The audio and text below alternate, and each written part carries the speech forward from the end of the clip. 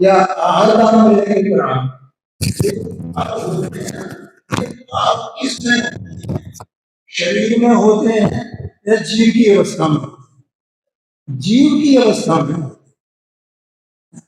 जो क्रोध मान माया या सांसारिक कार्यों के जो जितने परिणाम होते हैं, घर गृहस्थी के, व्यवसाय के, नौकरी चाकरी के, और भी शादी ब्याह के जितने परिणाम होते हैं, भोजन करने के हैं, और भोग भोगने के जितने परिणाम होते हैं, वे सब परिणाम अशुभ भाव है। ठीक है। और जो पूजा के परिणाम, स्वाध्याय के परिणाम, आहार दान देने के परिणाम, ये सब जो परिणाम होते हैं, ये होते हैं शुभ भाव। जीवों के प्रति दया के परिणाम, ये सब शुभ भाव होते हैं। अब ये शुभ भाव और अशुभ भाव, ये दोनों प्रकार के परिणाम जीव की परिणति में होते हैं। ये देह में कुछ नहीं होता, ऐसा समझना। ठीक है। दूसरी बात, इसमें से अब अपना प्रयोजन कौन सा है? तो मुझे सुखी होना है। तो सुखी होने का जो मार्ग है वो हमको किसने बताया? भगवान ने बताया। देखो जितनी अपनी जिनवाणी है ना, जितनी ये किताबें हैं, ये किताब है, जितने जो ये आया है हमारे पास, किन्हीं विद्वानों ने लिखा हो या किन्हीं आचार्यों ने, मुनिराजों ने लिखा हो, जो साहित्य की रचना की है, ये मूल में भगवान की वाणी है। अगर भगवान की वाणी नहीं होती तो यार हमारे पास नहीं, ये समझ लीजिए। तो ये जितने ज्ञानी हुए, विद्वान भी हुए, गृहस्थ विद्वान भी हुए, वे कहते हैं ये हमारी बात नहीं है, ये तो भगवान से बात है। इसलिए जितने भी शास्त्र हैं, वे सब शास्त्र भगवान की वाणी है। वे अपने मानते ही नहीं उसकी वाणी। ऐसा अब जैसे मैं आपको बता रहा हूँ, तो ये मेरी वाणी है, ये वाणी मेरी है ही नहीं, ये तो भगवान की वाणी है। उनकी बात को ही मैं आपको बता रहा हूँ। जैसे मैंने बालिक का उदाहरण दिया, शरीर और आत्मा को भिन्न अपन ने जाना, तो ये भगवान ने बताया है ना। तो जिन भगवान ने ये बात बताई है, और उसी मार्ग पर वो फिर उन्होंने मोक्ष का मार्ग बताया।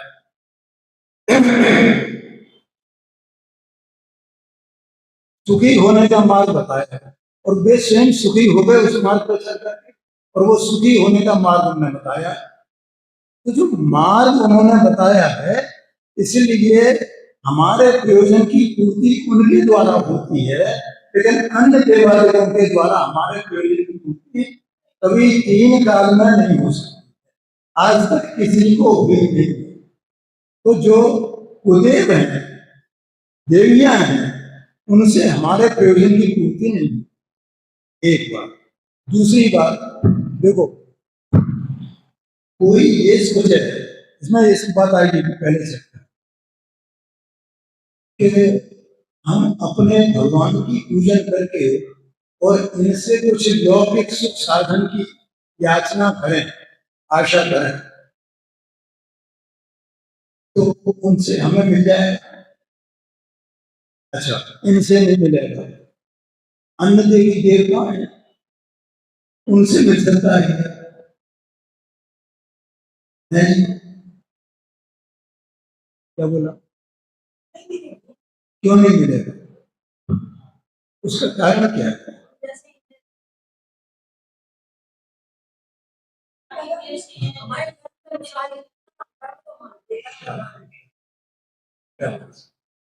बहुत अच्छा, बहुत अच्छा।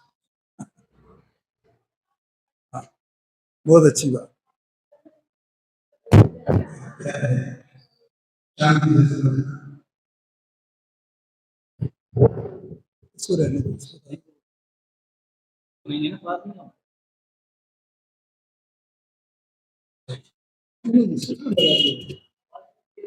अच्छा अच्छा, इसमें बोला क्या है, क्या है? देखो, अपन जो जीव है, तो अपने साथ जैसे ये शरीर है ना, ये शरीर के साथ में नाना प्रकार के 8 प्रकार के कर्म नाम से नाम से होंगे, 8 प्रकार के कर्म, किसी को नाम याद है?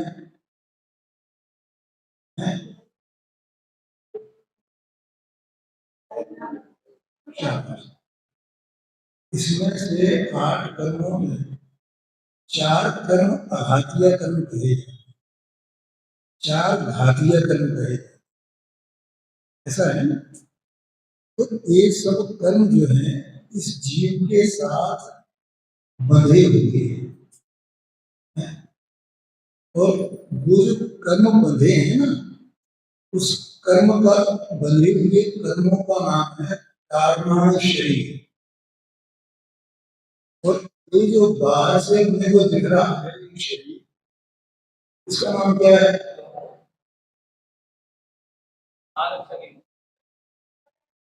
शाबाश, ये बहुत बढ़िया, बहुत अच्छा।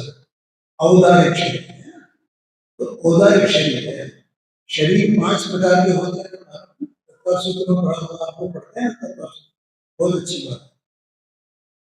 औदारिक वैकल्पिक आहार तेजस प्रामाणिक शरीर, और उसमें अगला सूत्र है परम परम सूक्ष्म, ऐसा है ना? इसका मतलब औदारिक शरीर को स्थूल है, समझ, औदारिक, उसके बाद दूसरा होता है वैकल्पिक शरीर। तो वैकल्पिक शरीर वो किसको प्राप्त होता है? नारियों को और देवों को। 4 प्रकार के देव कहे गए हैं, व्यंतर, भवनवासी, वैमानिक और ज्योतिषी। तो उनका शरीर जो है वो वैकल्पिक शरीर, ऐसा शरीर, ठीक है। और नारी होते हैं 7 प्रकार के, तो 7 प्रकार के नारियों का शरीर भी है वो वैकल्पिक। और हमारा शरीर ये होगा एक शरीर, लेकिन कारमान शरीर सबका एक जैसा होता है, और ये देह प्रमाण ही होता है। आत्मा जीव वस्तु है वो अरूपी है, और ये जो शरीर होता है ये शरीर रूपी है, पौद्गलिक है, और पांचों के पांचों शरीर पौद्गलिक। क्या हो गया? पांचों के पांचों का शरीर भी है पौद्गलिक है। पौद्गलिक उद्गल की रचना, ठीक है ना? क्षेत्र के है ना, तो नाम है, बहुत अच्छी बात है। कौन कौन से क्षेत्र? क्या बात, बहुत बढ़िया। तो उसमें एक अंदर में जीव और एक उद्गल, और उद्गल के लिए शरीर 5 प्रकार के हैं, एक उद्गल के लिए, ठीक है। तो औदारिक बैक्टीरिया, तीसरा है आहार। वो आहार शरीर 2 प्रकार के होते हैं, उसकी चर्चा ज्यादा है। आहार तेजस, तेजस शरीर हर एक के साथ में होता है, हर एक, ये अपने पास जो है, ये जो ये जीव है, इसको 3 शरीर हैं, औदारिक, तेजस और कारमान शरीर, ठीक है ना? अब कारमान शरीर क्यों कहा जाता है? ये जो शरीर है, इस शरीर के प्रमाण आत्मा इसमें रहता है। कैसे रहता है? ये बातें हम लोगों को शायद पहले कभी सुनने में नहीं आई हैं, लेकिन यहाँ इस सुनने में मिलेंगे आपको। ये तो अपन एक, मतलब एक दिन में 10 चैप्टर पढ़ लेंगे, लेकिन उनके साथ में ये जो जानकारी है ना, ये बहुत जरूरी है। तो क्या बोल रहा था मैं कि आत्मा तो अरूपी है, और ये देह प्रमाण है। देह प्रमाण कैसे कहा जाता है? देखो, अभी एक कोई छोटा सा बिल्कुल बारीक सा कीड़ा लाइट से कारण से अगर मेरे यहाँ माथे पर आ जाए और रेंगने लगे, तो मुझे मालूम पड़ेगा नहीं मालूम,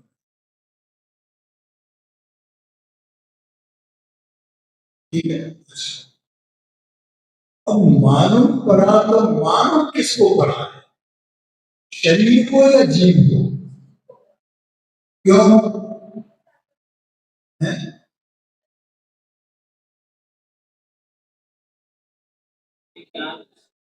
हाँ, जीव ज्ञान दर्शन स्वरूप है, जानने देखने वाला वो है ना। शरीर नहीं जानता है, जीव जानता है। इसका मतलब क्या हुआ कि यहाँ पर जीव के प्रदेश अवस्थित हैं क्या नहीं है यहाँ पर। अच्छा, तलवे में खुजली मचे तो किसने जाना? तलवा जानेगा नहीं, तो कौन जानेगा? वहां जीव के प्रदेश अवस्थित है, तो जीव पूरा का पूरा जानन स्वरूप है। कैसा है? जानन स्वरूप है, और उसका जो जानना उसमें पूरे न होता है, हर समय जानना उसमें। तो जानने के पिंड है, जैसे नमक होता है ना, नमक, तो वो खारेपन का पिंड है ना पूरा, उसका एक एक कण खारेपन का पिंड है, एक एक कण। ऐसे जीव अंदर में ऐसा है। तो उस जीव के साथ में मुझे जो बात बतानी थी वो ये कर्म ऐसे ही बंधे हुए हैं। तुम्हें इसका मतलब समझ गया ना कि जीव कैसे रहता है शरीर। पेट में दर्द हो तो जहां पेट के अंदर अंदर में पेट के जितने ऑर्गन्स हैं, लीवर है, पेनक्रियास है, लंग्स हैं, और आंखें हैं, तो जहां जहां जो जो है, जैसे बाहर से ही बताया ना, ऐसे अंदर में जीव के उद्देश्य तो वो जानता है। तो ये मुझे बताना था, देह प्रमाण जीव है। अपनी जो हड्डियां हैं, तो हड्डी कितनी मजबूत होती है, और उन हड्डियों के एक एक अंश के बीच में सब जीव के प्रदेश, वो जीव जानता है, वो जीव जानता है।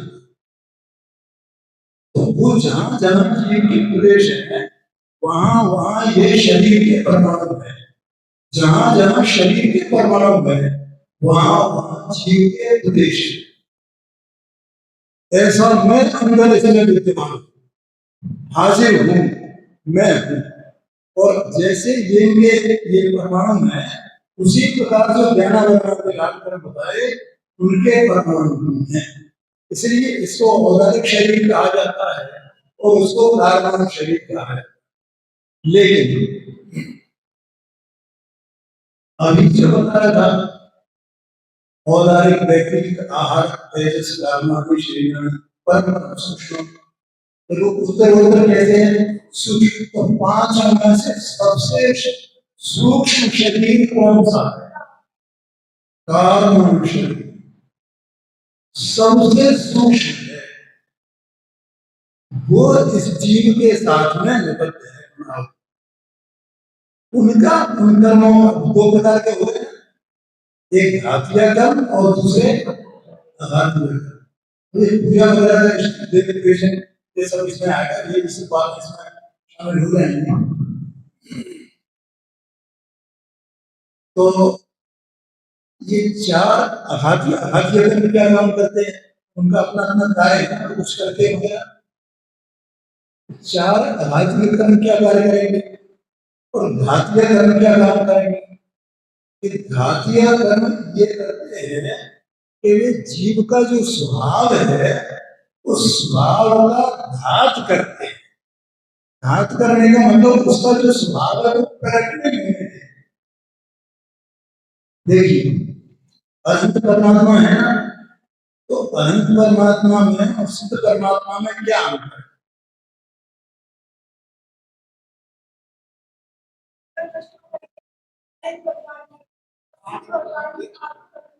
शाबाश, बहुत अच्छी।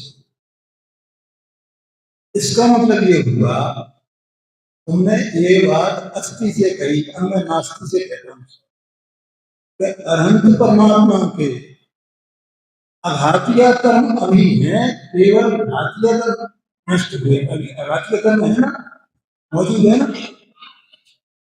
और सिद्ध भगवान के न घातिया कर्म है ना अघातिया। तो अनंत परमात्मा के चार कर्म नष्ट हुए हैं, तो फिर भगवान कैसे बन गए? अभी जो चार कर्म है वो भी भगवान है कि नहीं?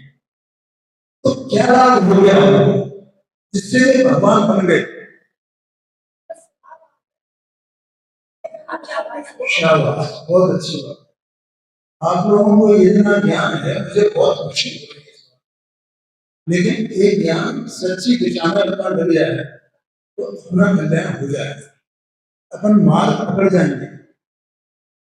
ये अपना जैन कोई ऐसा वैसा नहीं है इतने मतलब कितनी मुश्किल से ये मिलता है।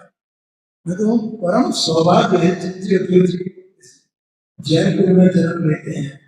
नहीं उसमें लिखा है जय मानुष पर्याय सुकुल सुन वो जिनवाणी, सबसे मुख्य बात क्या है? जिनवाणी का सुनना।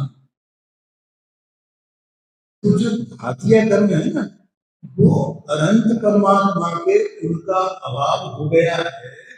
इसका मतलब कि जो आत्मा है उनका जो स्वभाव है वो पूरा का पूरा वो प्रकट हो गया है। देखो जैसे उदाहरण के लिए अपन है, जीव है, अपना ज्ञान कितना प्रकट है। अपन ये जानते नहीं है, अपने को भी पता नहीं कि हमारा ज्ञान कितना सा है और भगवान का ज्ञान कितना है। और वो ज्ञान प्रकट होगा तो कहाँ होगा? यही आत्मा के प्रदेशों में रहता है, वो कहीं जाता नहीं बाहर में। आत्मा मय ही है वो ज्ञान, और वही का वही से उसको जानता है, जानने में भगवान का भी ज्ञान।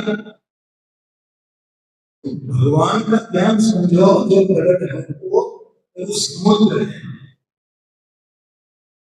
और समुद्र में एक बूंद के समान है। अरे जो गुरुधर महाराज समुद्र में विराजमान है, वे भी ये तो चार ज्ञान के धारी हैं। वे भी ये कहते हैं कि भगवान के ज्ञान के सामने हमारा ज्ञान एक बूंद के समान है। वे ये फरमाते हैं, समझ गए? इसका मतलब क्या होगा कि इतना समुद्र जैसी शक्ति वाला मेरे ज्ञान। देखो इसमें ज्ञान की ताकत इसमें पड़ी है कि नहीं पड़ी है? कि अगर ज्ञानावरणीकरण नहीं हो, उसका अभाव हो जाए, तो मेरा ज्ञान कितना प्रकट हो जाएगा? भगवान के समान। तभी जो भगवान लोका लोको सकल द्रव्य के गुण अनंत पर्यायता जाने एक का, एक ही काल में एक समय में वे भगवान इतना जानते हैं। कितना जानते हैं? सकल द्रव्य के, द्रव्य कितने हैं? 6 नहीं है। एक तो जाति अपेक्षा से, संख्या अपेक्षा से कितने हैं? अनंत द्रव्य है जाति संख्या अपेक्षा से। तो जाति अपेक्षा से नहीं, संख्या अपेक्षा से जितने द्रव्य हैं उन सकल द्रव्य को, सकल द्रव्य, सकल द्रव्य के एक एक द्रव्य में गुण कितने कितने हैं? अनंत अनंत। सकल द्रव्य के गुण अनंत। पर्याय कितने हैं? पर्याय माने परिणमन। परिणमन किसको कहेंगे? देखो जैसे एक उदाहरण देता हूं। एक जीव है ना संसार में, तो संसार में ये जीव अभी तक कितनी पर्यायों को धारण कर चुका है? कितनी पर्यायों को धारण कर चुका है? और आगे कितनी पर्यायों को धारण करेगा? और वर्तमान की पर्याय ये सब भगवान के केवल ज्ञान में जानने में आ रहे हैं। तो ऐसे सभी पदार्थ और उनकी तीनों काल की पर्याय भूतकाल भविष्यकाल, जो पर्याय अभी उत्पन्न नहीं हुई है, क्या कहा? और जो उत्पन्न होकर के नष्ट हो चुकी है, इतने पर्यायों को, उनके गुणों को, इतने द्रव्यों को एक समय में जो ज्ञान जानता है, उस ज्ञान का नाम केवल ज्ञान है। और वे केवल ज्ञान से अनंत परमात्मा, सिद्ध परमात्मा। इतनी ताकत है ज्ञान की। लेकिन जैसे उनकी ज्ञान की ताकत है, ऐसे ज्ञान की ताकत मेरी है। देखो मैं एक नमक का उदाहरण अभी मैंने दिया था, मैं फिर देता हूँ। नमक का एक कण, उस नमक के एक कण में उसका पूरी ताकत स्वभाव विद्यमान है कि नहीं? कौन है बेटा? आज अंदर आ गया देखिए।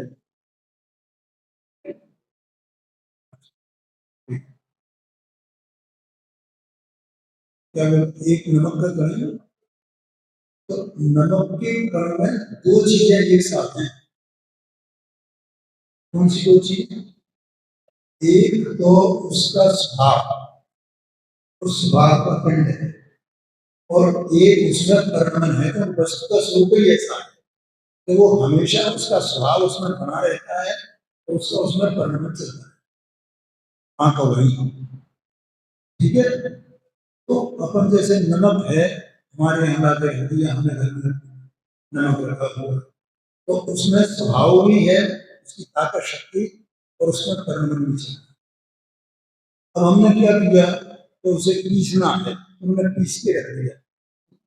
पिसा हुआ नमक है, तो भी उसके एक एक करना उसका स्वभाव है और उसका परिणमन, ठीक है। और फिर हमने सब्जी में डाल दिया, दाल में डाल दिया, तो भी उसमें उसका स्वभाव भी है, एक एक करने जो उसमें विस्तार को पा गया है, और उसमें उसका परिणमन भी है। परिणमन कैसे और स्वभाव कैसे है? अगर परिणमन नहीं होगा तो हमें स्वाद नहीं आएगा। परिणमन का स्वाद आता है, और स्वभाव उसमें लगातार कायम रहता है, ऐसा हर वस्तु का स्वरूप है। तो इस तरह से वो उसमें विद्यमान है। ऐसे ही आत्मा में ज्ञान स्वभाव विकार विद्यमान है, और उसमें परिणाम भी है एक। लेकिन हमारा ज्ञान कितना है? समुद्र में बूंद जैसे। तो ऐसा क्यों है? इतना सा हमारा क्यों है? क्योंकि हमारे ज्ञानावरणीय कर्म का स्वभाव है, उसके क्षोभन प्रमाण क्या है? तो कर्म होते हैं ना, तो कर्म की 10 प्रकार की अवस्था बताई है, उसमें से 4 प्रकार की अवस्था में बताता हूँ। कर्म का उदय, क्षय, क्षोभन, मोक्ष, ये 4 अवस्थाएं। इसमें से घातिया कर्म क्या करते हैं? अभी जैसे पता है, स्वभाव का घात करते हैं, माने स्वभाव को प्रकट नहीं होने। तो अपने को हर एक जीव का सबका ज्ञान का प्रमाण सबका अलग अलग है। मेरा अलग है, इनका अलग है, इनका अलग है, सबका अलग है, आप लोगों सबका अलग है। इस सबका एक जैसा ज्ञान होगा क्या? नहीं होगा।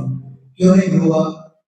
क्योंकि ज्ञानावरण मेरे साथ में, मेरा जो ज्ञानावरणीकरण बना हुआ है, उसका जितना शोषण होता है, उतने प्रमाण में मेरा ज्ञान होगा। ऐसे सब जीवों का है। एक बात, प्रेम से होती है जगत की जानवर, उनके भी साथ में हर एक जीव का, जैसे कुत्ता है, तो कुत्ते का जितने अलग अलग कुत्ते हैं, जो उनके ज्ञान अलग अलग प्रकार का है, सबका एक जैसा नहीं हो सकता। जैसे मनुष्यों का अलग अलग प्रकार का है, सबके अलग अलग प्रकार का है। तो ऐसे वो जो कर्म है, मैंने ज्ञानावरण कर्म का उदाहरण देकर के बता दिया कि जीव के स्वभाव को प्रकट नहीं, ठीक है। जैसे दर्शनावरण कर्म क्या करता है कि एक जीव ज्ञान दर्शन स्वभाव वाला है, तो दर्शन का जितना दर्शन होगा, जितना शोषण होगा, उसके अनुसार इसको दर्शन की प्रकटता होगी। अंतराय कर्म क्या करता है कि अंतराय कर्म विघ्न करता है, लाभ में, दान में, भोग में, उपभोग में, और आत्मा की जो शक्ति है, बल है आत्मा का, उसको प्रकट होने में वो उसका घात करता है, ठीक है। जो अनंत परमात्मा होते हैं, तो उनको कहा जाता है कि उनको 9 लब्धियां प्रकट हो गई हैं, शायद लब्धियां 9 प्रकार की। तो 5 लब्धियां तो ये ही है, कौन सी? दान, लाभ, भोग, भोग और वीर, अनंत वीर, अनंत भोग, अनंत उपभोग, अनंत लाभ है। ये सब भगवान को प्रकट हो गया। अनंत दान, ये सब प्रकट हो गया है भगवान। पांच क्षय की लब्धियां तो यही है, और अनंत चतुष्ट चार को मिलाकर तो 9 प्रकार की क्षय लब्धियां कही है। अंतराय कर्म का काम ये है। अब रहा चौथा कौन सा रह गया? ज्ञानावरणी, दर्शनावरणी, अंतराय, मोहनी रह गया। मोहनी क्या काम करता है? और एक मोहनी कर्म, ये चार प्रकार के भारतीय कर्मों में सबका मुखिया है। कौन है? मुखिया है। टाइम हो गया है, मैं बस एक आदमी में आपको सुना। तो मोहनी कर्म क्या करता है? कि मोहनी कर्म दो काम करता है। मोहनी कर्म दो प्रकार, दर्शन मोहनी और चारित्र। ठीक है, तो दर्शन मोहनी कर्म का उदय होता है, और हर जीव को लगातार उदय है। कब से उदय है? अनादि से। जितने संसारी और अज्ञानी जीव हैं अपने जैसे, उन सबको लगातार दर्शन मोहनी कर्म का उदय है। तो उसके उदय में क्या होता है?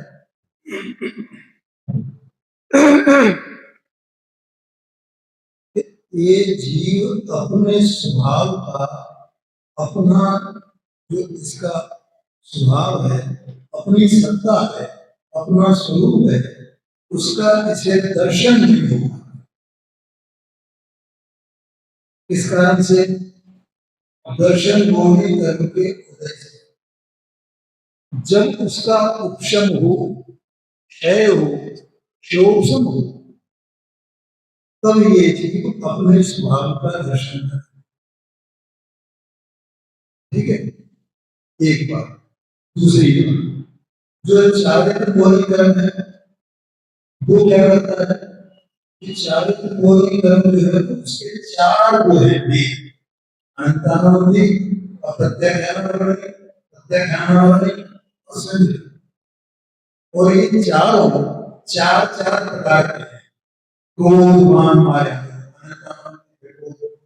इस प्रकार से 16 भेद इसके। और जगत के अनाथ जो ज्ञान जीव हैं उन सबको ये चारों प्रकार के कर्मों का उदय है। जब इसका शोषण होता है तब इसको चारित्र प्रकट होता है। चारित्र मोहनी है ना, तो क्रोध, मान, माया जो है ना, ये चारित्र का विकार कहा जाता है। लेकिन इसमें इसके दो भेद है ना। जब तक दर्शन मोहनी का अभाव, क्षय, शोषण, मोक्षण नहीं होगा, तब तक चारित्र मोहनी का मतलब शोषण नहीं होगा, उसके बिना नहीं हो सकता है। पहले दर्शन मोहनी का अभाव हो तो इसका कुछ कार्य। ये सब बातें भगवान के द्वारा बताई गई हैं, जिनकी हम पूजा विधि जाने बेहतर से। आज की बात यही नहीं है।